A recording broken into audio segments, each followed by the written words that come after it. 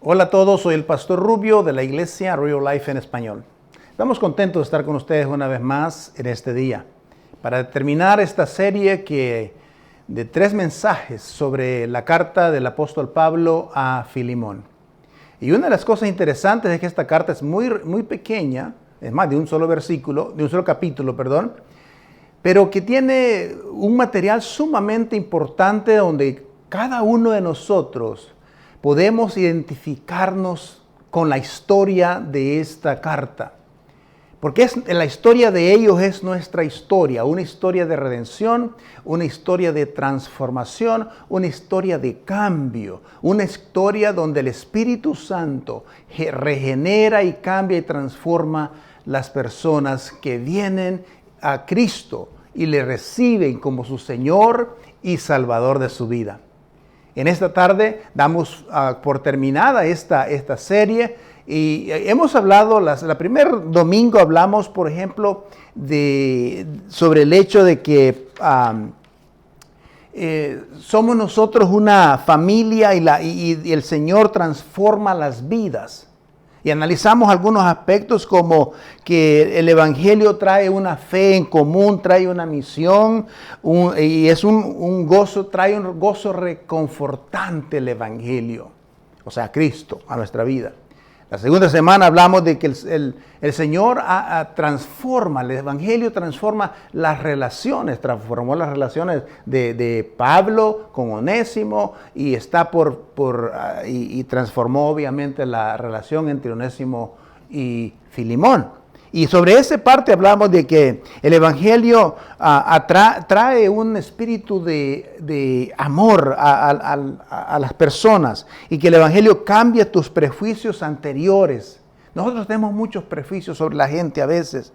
Y también nos habla de que el Evangelio nos lleva hacia adelante, hacia una meta que está dirigida a las otras personas, a las demás personas. Y también hablamos de que el Evangelio nos da una perspectiva eterna. Y estábamos basados del versículo 18, del versículo 8 al 16 la semana pasada. Esta semana hablamos sobre el área del versículo 17 al 25 en esta ocasión. Y lo leo de esta manera, dice: de modo que si me tienes por compañero, recíbelo como a mí mismo, refiriéndose a Onésimo. Si te ha perjudicado o te debe algo, cárgalo a mi cuenta. Yo, Pablo, lo escribo de mi puño y letra. Y te lo pagaré no por decirte que tú mismo me debes lo que eres. Sí, hermano, que reciba yo de ti algún beneficio en el Señor. Reconforta mi corazón en Cristo. Te escribo confiando en tu obediencia según lo que harás aún más y confiando que aún harás mucho más de lo que te pido. El versículo 22 dice: además de eso, prepara mi alojamiento porque espero que Dios les conceda el tenerme otra vez con ustedes, pues después, obviamente, de sus oraciones. Te mandan saludos de Epafras, mi compañero de cárcel en Cristo Jesús, y también Marcos, Aristarco, Dimas y Lucas, mis compañeros de trabajo. Que la gracia del Señor Jesucristo sea con tu espíritu. Así termina la carta. En esta carta vemos algunas formas interesantes. Por ejemplo, vemos que el apóstol Pablo realmente representa lo que es la verdad. Filemón representa lo que es la gracia y Onésimo representa de alguna forma lo que es el arrepentimiento. Y sobre esta base, en esta tarde lo que vamos a hablar es que sobre el hecho de que el Evangelio transforma nuestro enfoque. Ya nuestro enfoque no debe de ser solamente hacia nosotros, sino cambia el Señor nuestra forma de ver las cosas, nuestras perspectivas. Y eso es importante. Por lo tanto, el Evangelio nos mueve a una comunión o a una relación mutua.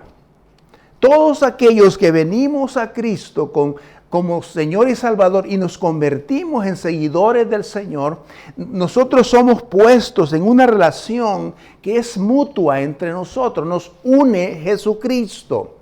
Tenemos un solo Cristo, un solo Dios, un solo Espíritu, una sola fe, la que nos une, nos mueve en Jesucristo. Es interesante que Pablo afirma el hecho de que ahora Onésimo puede tener o compartir la misma comunión con él y también con Filimón, que Filimón, como hemos dicho en los mensajes pasados, Filimón era el amo de Onésimo porque él lo había comprado. Onésimo era un esclavo. Por lo tanto, Pablo afirma de que ahora que Onésimo ha tomado esa decisión de entregar su vida a Cristo y se ha convertido en un seguidor de Jesucristo, es parte de la familia, es parte de esa comunión. Entonces vemos cómo ese evangelio nos une en esa comunión. Por ejemplo, cuando hablamos de la reconciliación, ¿por qué? Porque todos hemos sido reconciliados por medio de Cristo, según 1 Corintios 5, 17 o 18, por ahí. Ahora, cuando nosotros analizamos esta parte de la reconciliación, tenemos que ir al Génesis donde el hombre, el ser humano, perdió esa comunión, perdió esa relación con el Padre, se rompió, se estropeó esa relación. Entonces el hombre estaba enemistado con Dios, vino Jesucristo, tomó el lugar de nosotros y nos reconcilió consigo mismo, con Dios mismo. Y ahora somos llamados amigos de Él. Por lo tanto, esa palabra de reconciliación es un efecto que trae el evangelio a nosotros, por lo tanto nos une. Filimón y Pablo sabemos que eran compañeros de la obra de Cristo.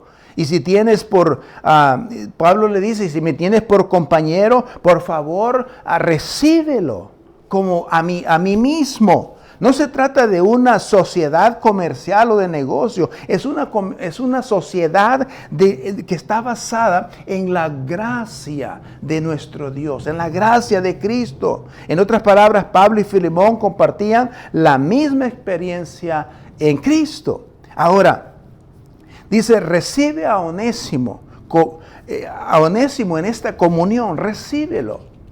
Probablemente, como hemos dicho, Onésimo había ofendido a su amo, probablemente algunos creen que había robado, o etcétera, por lo tanto había una ofensa, había una deuda ahí en él.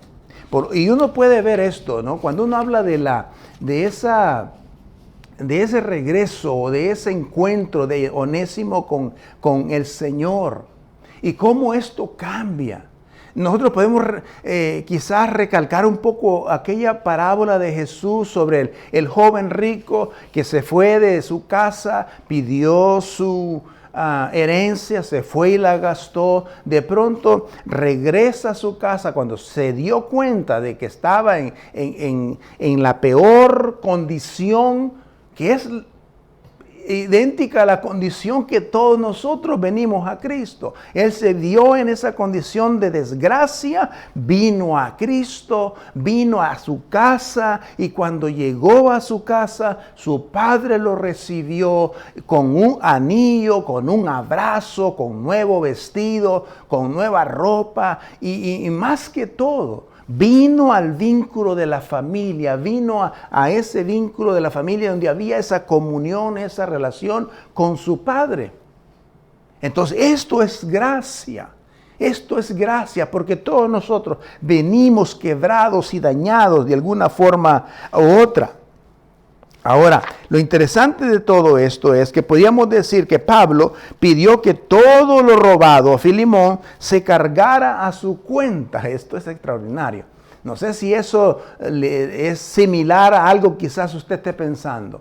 Cristo tomó nuestro lugar y Él llevó el pago de nuestra deuda.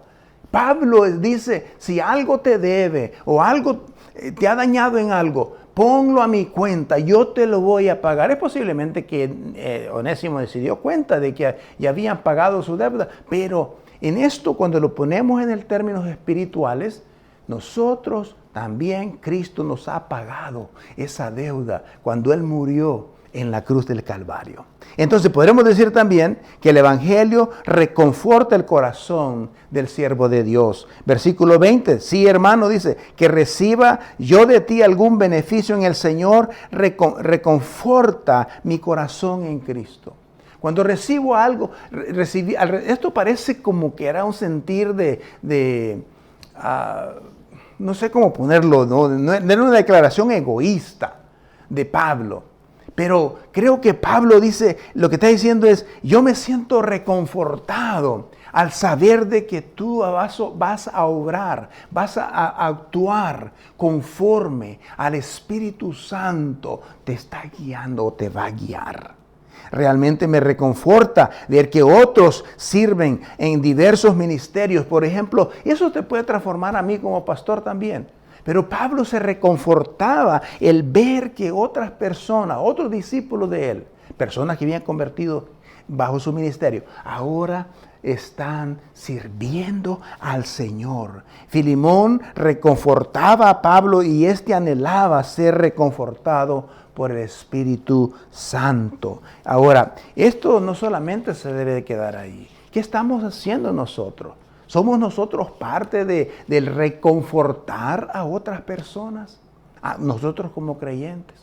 Lo estamos haciendo. Estamos usando nuestros dones y talentos que Dios nos ha dado a través de su Espíritu para que nosotros los ministremos y motivemos, animemos a las personas a seguir adelante, a tener fe, a seguir confiando en Dios. ¿Estás levantando a la gente? ¿Estás edificando a las personas? Esa es una pregunta importante.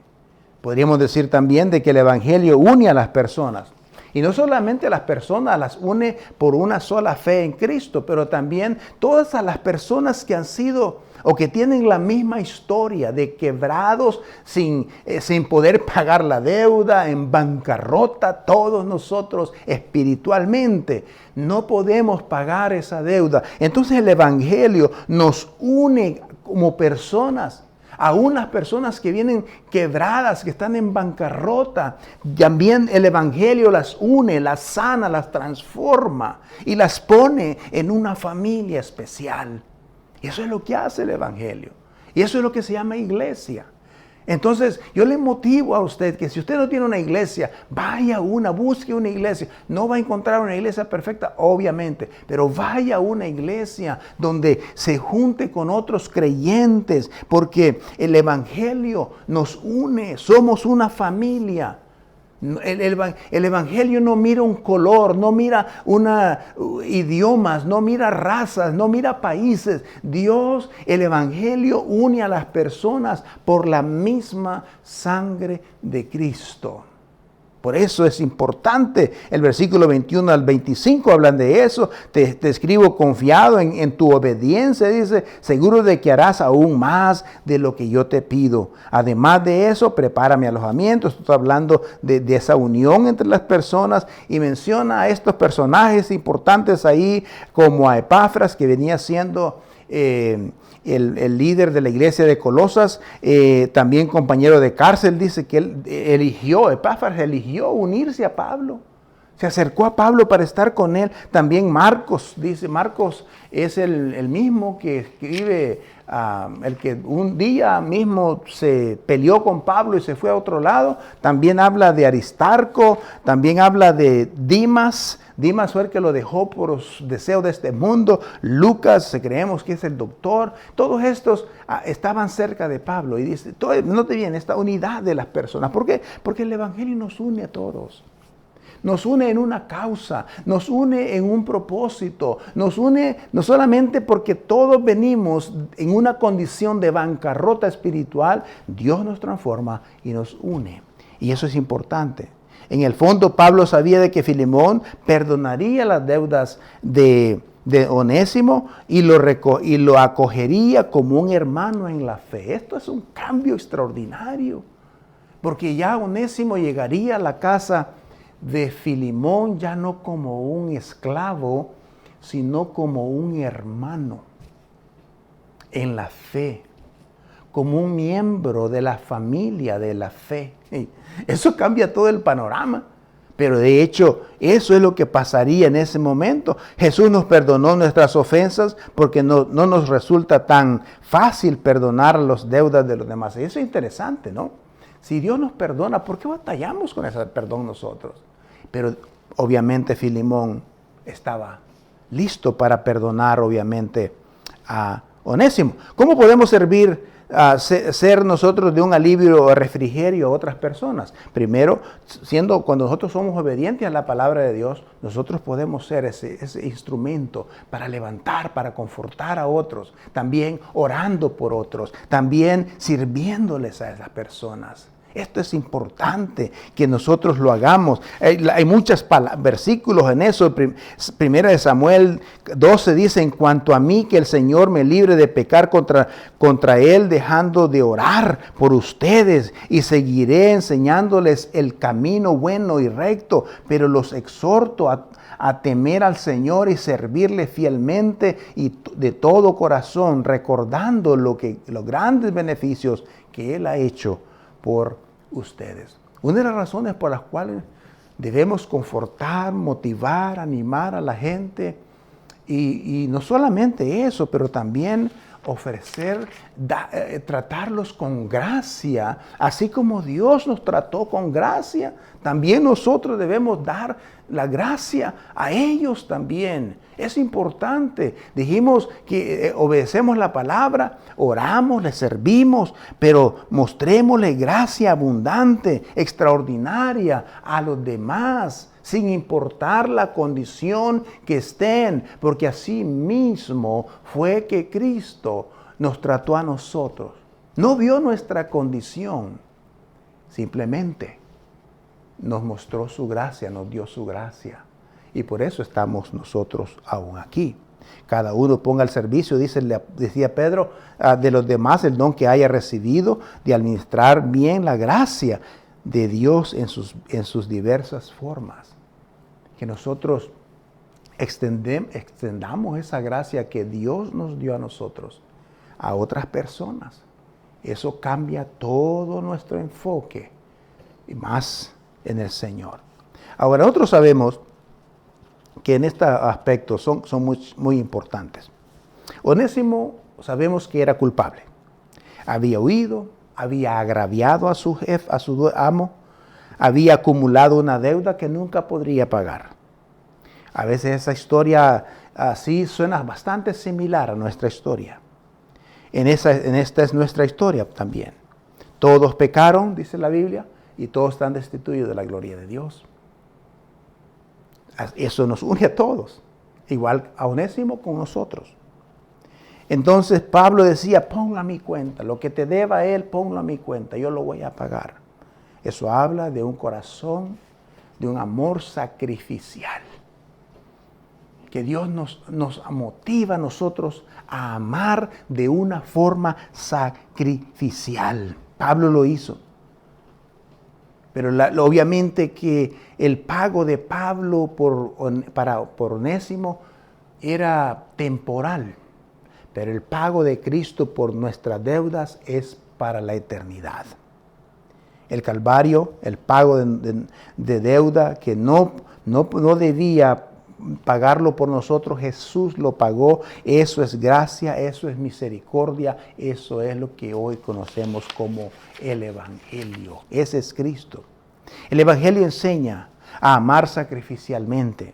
El Evangelio refresca a los creyentes cansados. El Evangelio une a las personas quebrantadas. El Evangelio sigue transformando vidas hoy en día y está dispuesto a transformar la suya también.